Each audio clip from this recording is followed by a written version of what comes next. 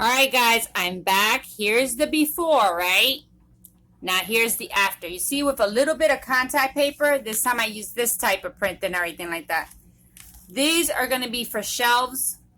You can put them in your kitchen. You can put them in your bedroom. You can put them in your closet. This is good for your purses. This is good for your shoes. This is good for your Tupperware.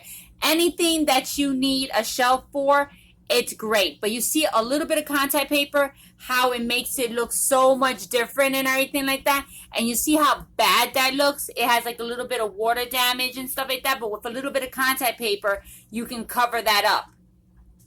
See, you guys can always have everything you guys want. Just use your creativity, have fun, live your life, shop on a budget. Let me see what else. You can spend your money wisely. You know what I mean? You don't have to throw nothing out. There's plenty of stuff in your home that you could take apart and create something with it. You know what I mean? Look how fancy that looks. Let's try to see if we can get a shoe. Right there. Look how it's going to look like that with the shoes. If it's a shoe. Let's go with a purse. If it's just going to be a shelf for purses and everything like that. You see what I mean? Let me see what else we have. It could be your jewelry too. Right there.